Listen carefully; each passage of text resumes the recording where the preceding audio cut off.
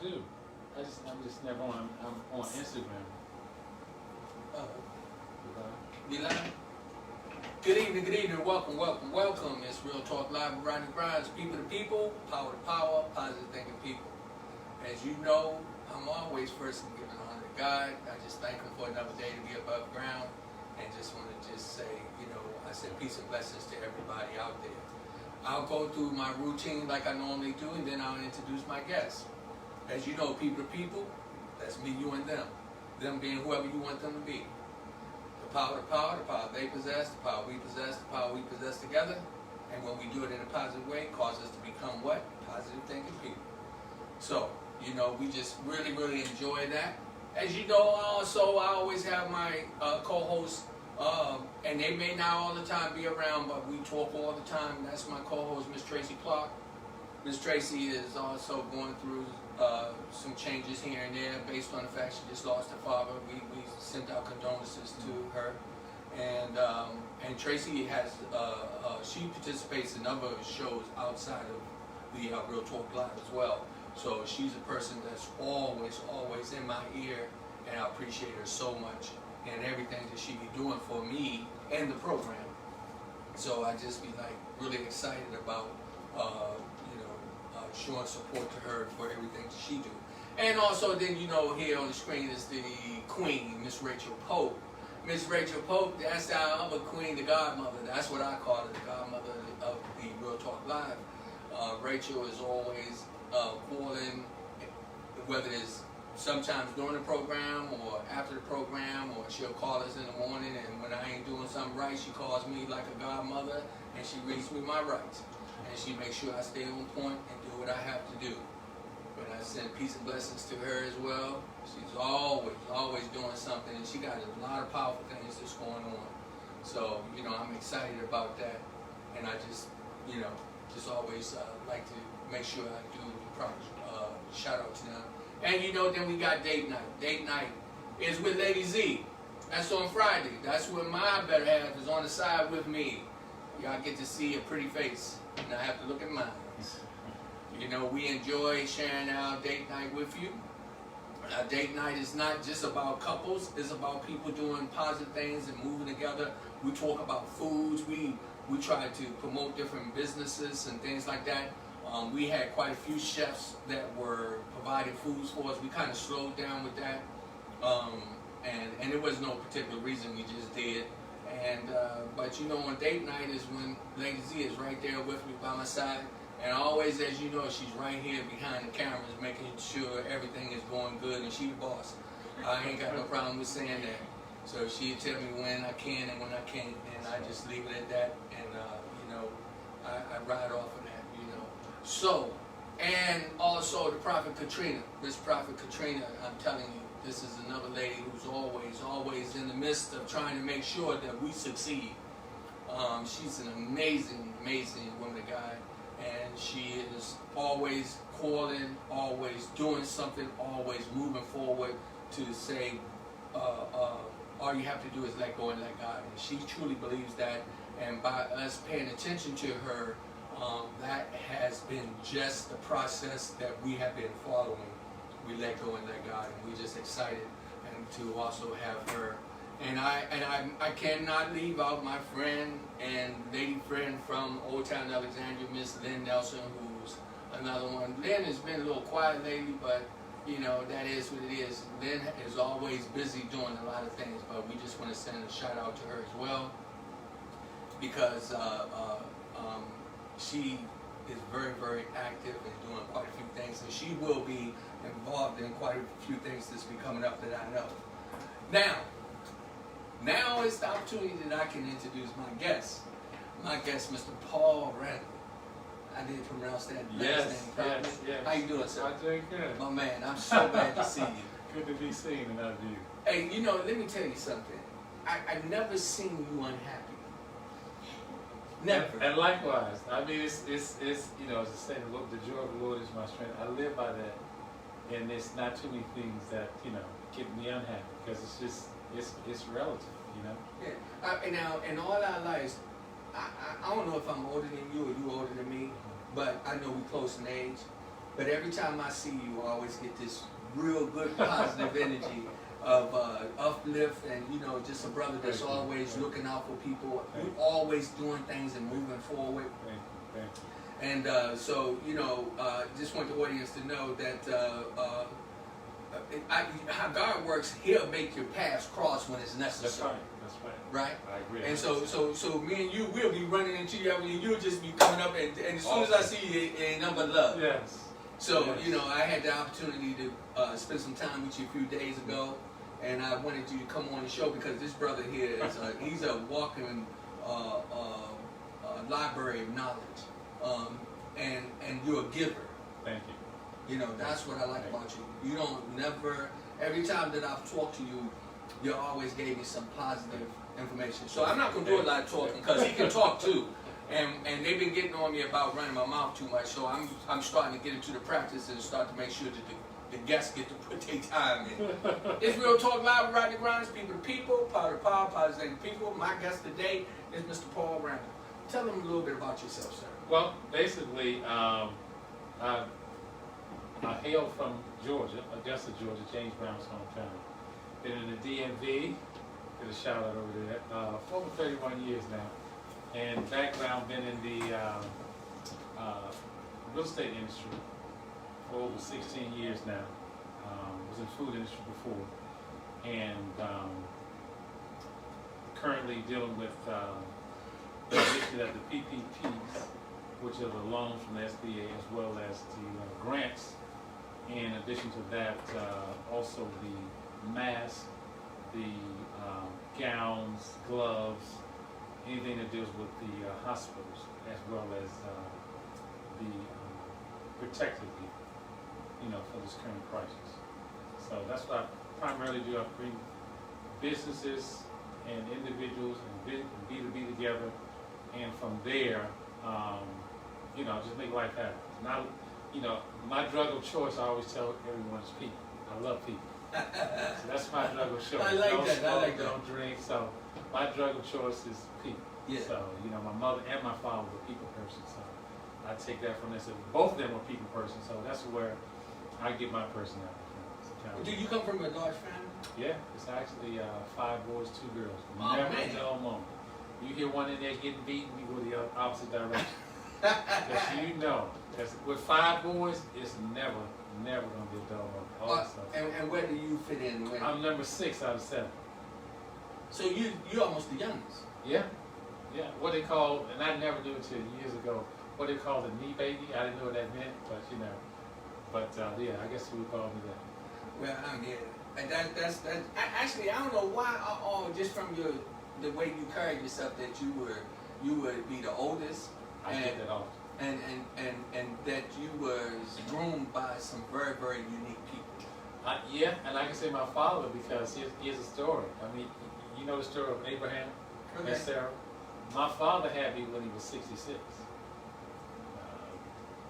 Was he was astounded? He had my younger brother when he was 73. So therefore, yeah, his friends, I would be around my father, they were older. So my father was born 1902. I'm one generation from 2 generations actually from slavery. My father's father was a slave, part of his life. So you figure if he was born 1902, yeah. So therefore, here I'm not. So yes, so 66 and my youngest brother 73. Man. Yes. Man. Now you have it on Facebook Live. Each Hollywood story.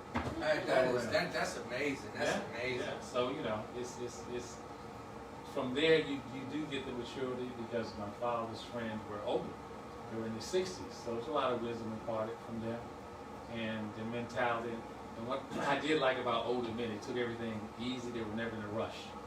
And when you're younger, it has to be the day before yesterday. It has to be done. And I gleaned that from not only older, but I found other cultures, as in the Indian culture and in the other Middle Eastern cultures, they're not in a rush. And we're so busy trying to make a living that we don't live. So we're chasing the money. Other countries like Switzerland, their people actually are off a paid leave for like a week to 2 weeks. And they have family time. So it's something we've lost in this culture. And we're so, even during Thanksgiving, people, I find they go to the different places, they don't sit at the table together collectively as a family. So they want to go to their space, go to a television or whatever, and these cell phones, these devices, need to be put away. We teach children when they come to the table, then, because we don't talk to each other, we talk at each other. So we find out how was your day, and what really was going on. So it's social media, but it makes us antisocial at the same time, because we're constantly watching people and watching their lives, and we're not really engaging with one another. We'll text or what have you, but the conversation, one-on-one live, has become almost absolute. So we need to get back to becoming, that family-oriented type of situation, which makes us stronger. Conversation. I'm glad you said that, because where we are, we have to be in a position to make change. Yes. In order to make change, you have to know what you need to change. Yes. And also that goes back to knowing where you come from, knowing where you're going. Yes. But I like the fact that you were spoken about, even when people do come together, they don't even sit at the table. Mm. It's like an archaic, and it's like antiquated now. We're so doing this. We're all individuals, and everyone at any given time is looking down instead of looking up. And we're engaged. If you're in a doctor's office or whatever, but you give the person the common courtesy, be it in if you're in a grocery store in a line, that individual, that it's only seconds to engage in, and it's almost a disrespect when we're on our phones and other people are talking or speaking or whatever. It's one thing to check it or whatever, but in an extended period of time, even when we're walking down the street, so this is worse than crack. You lose it today, tomorrow you're picking up another one. I mean, it's not tomorrow, I'm sorry, the same day. So, as it relates to that, so we just have to monitor. That's the first thing we pick up. And I'm going to segue just for a second. It's something Janet Napolitano talked about. You can look it up online. And it wasn't on a major station. It was on a small cable network. And it's called a power grid. In other words, these devices, your internet, everything else will crash. Now, why would you make a prediction like that? Because they expect it to happen. So a lot of things are planned and not just happen. You think things are happening. For example, in your neighborhood, you may see some developments taking place. But 5 years prior, they have a meeting at City Hall of what's to take place. And that should be, in my own opinion, should be publicized on television on a regular basis so that people would know. Even on national television, CNN, MSNBC, Fox, when there are bills like this bill that they're working on now at 1.9 trillion, we need to know everything that's in it. Because what happened with politicians, what they call pork, they'll slide certain things in like abortion, et cetera, but it was 2,500 pages. It's practically impossible for someone to go over thoroughly those documents within a day or a week. That's something you would give to your attorneys to litigate and look over rather before they pass a bill. But these are leaders, and so consequently, they haven't read it. This happened before with another bill. They haven't read it. So if you haven't read it, how do you know what's good for us? So with that, I said the public should be notified every bill that's taking place. I mean, with all the hours on television, they have a channel like C-SPAN or whatever. This is the bill that's being proposed, X, Y, Z, and then have the people to review it because it's affecting our lives. So the politicians and lawmakers are put in office by us. That's why it says by the people and for the people. Not by the government, by the people, the founding fathers, as it were, when they set the Constitution in motion, it was checks and balances for that, so that it would be out. Because how this country got started, people don't know it was a revolt in Europe and the Boston Tea Party, and so the central banks, which the Federal Reserve is, did a monopoly. If you look at the game Monopoly, the guy with the curly beard, that's J.P. Morgan. So from there, this country was formed, and they put things in place to prevent certain things from happening. And slowly but surely, they're trying to chisel away at those various things. As our rights right now, it's like it's just been evaded. It's not like what we think it is. We say this is democracy, but it's really not a democracy. When you look at the Pledge of Allegiance, when you pledge allegiance, it says, "I pledge allegiance to the flag of the United States of America, and to the what? To the republic For which it stands, one nation under God, indivisible, with liberty and justice for all." Now, I'm not making it up. These are the words, as it relates to what's going on with the police officers and the injustices there. Protesting is good, but at the same time, we need to have stuff filed, injunctions and what have you. You need to, instead of tearing up people's property, you need to go in and then protest in front of the Capitol, in front of the police precinct, in front of the governor's mansion or whatever, where the lawmakers can see this. In addition to that, you file documentation. So it's not enough to just talk about it, going on television. That brings the public awareness. Step 2, Martin Luther King did this. That's why he was in front of President Johnson and many others. He didn't just protest for the sake of protesting. He had a plan. So behind closed doors, he had the lawyers filing certain papers and documents to get things moved, to get certain acts put in place. So, being it's a biblical show, anytime the devil came at Jesus when he was tempted, what did Jesus say? It is written. Okay, not what I think, not what I feel. So it makes what's written. So when you have it written down and you file a suit or whatever against these injustices, now it's solidified.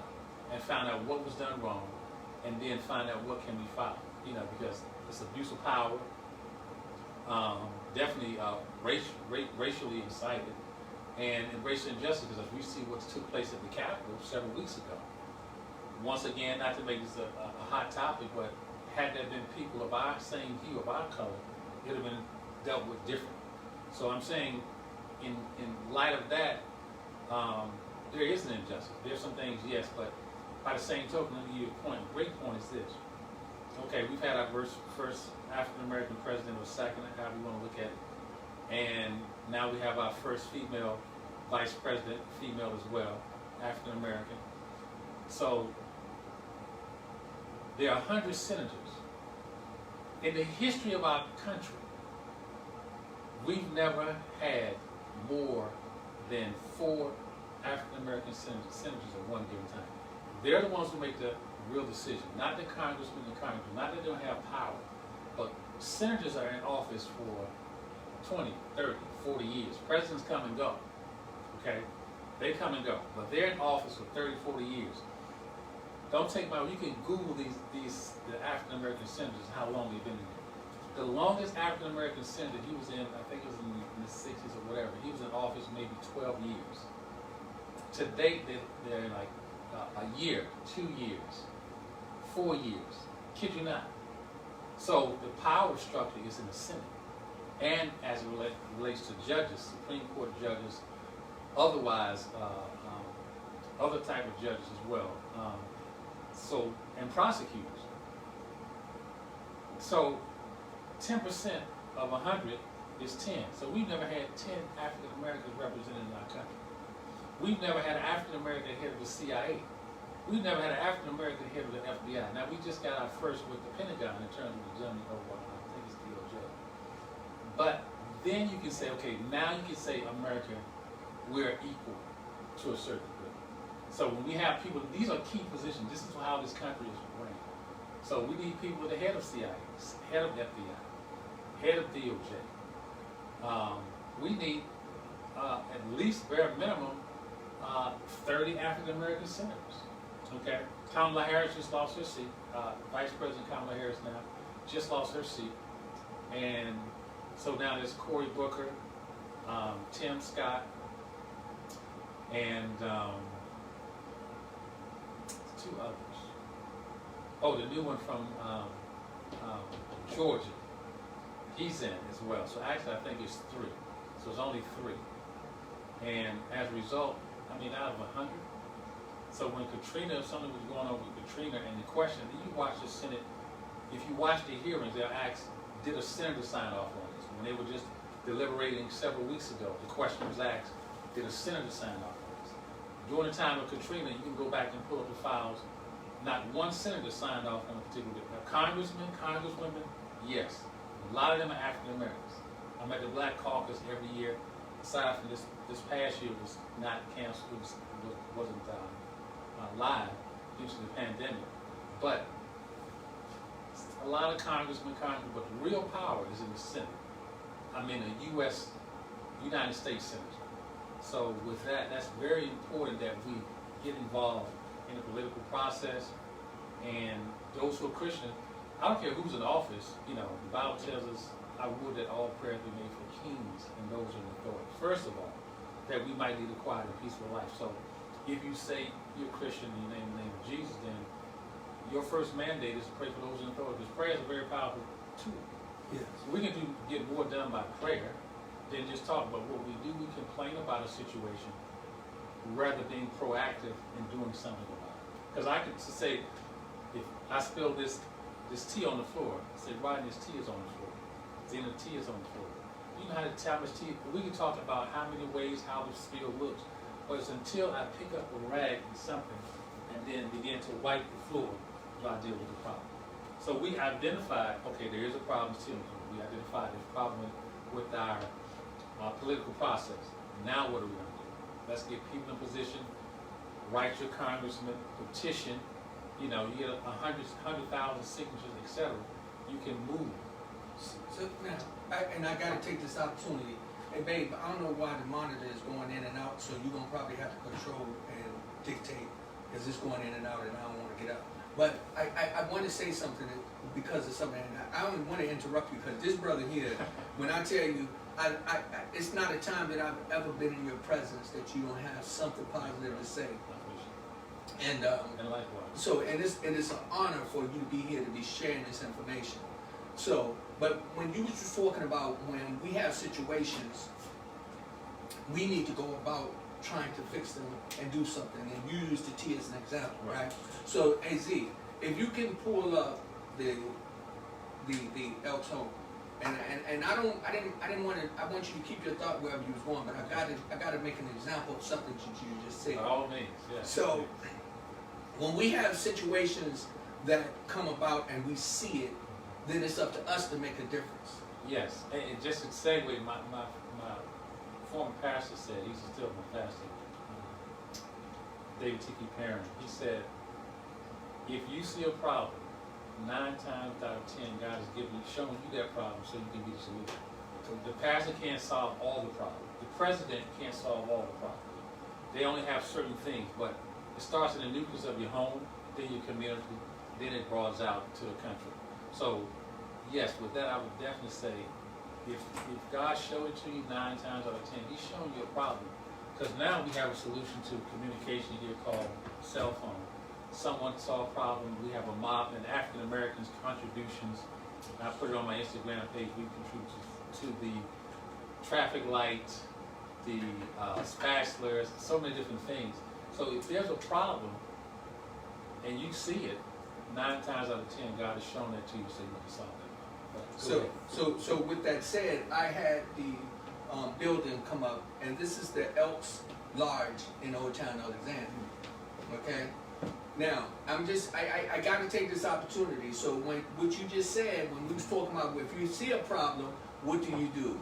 You have to go correct it. You have to do something about it. We have a building over there, this historical building that's in Old Town Alexandria that's falling apart, right? Yeah. Not to put blame on anybody, but we have to do something about it. And I had to take this opportunity because I want people to understand what you just described. It was plain and simple. I like it when you make it so easy, you know. And when you see there's an issue, you have to address it. And this is something that I'm going to get back because I don't want to interrupt him too much because I want him to keep going where he's going because the knowledge he gives us is knowledge we need to go to bed with and wake up in the morning and sit down at the table and discuss. But so this is the Elks Home in Old Town Alexandria. The history. This is our history. This is one of the oldest buildings that has something to do with the Black Americans from Old Town. Oh, wow. And when I tell you, I'm talking from different people, from James Brown to several of Ray Charles. Really? They have actually performed in this building. Really? I never knew that. And a lot of people didn't know. Yeah. And a lot of people didn't know. They don't know, and the building is a lot larger than what it looks like, and the history of it is amazing. Wow. And see, what's been happening is just like what you was just talking about our political aspect of things. Right. You know, we don't really get the proper knowledge and go about it like we're supposed to, and find out who make the changes. But really, who make the changes are the people. Right. The people have to put people in position that's going to do these things. Right. And so, hey, could you put his picture up there? So, the reason why I wanted to jump on this, and I'm gonna go back because I'm gonna get back in your head because we got to talk. But in Old Town Alexandria, we have the Elks Home, the Elk Lodge, that a lot of people know and been in there, and this was funny. So we just did a panel this past Saturday there, which was phenomenal, and I definitely need you on the next panel for sure, 100.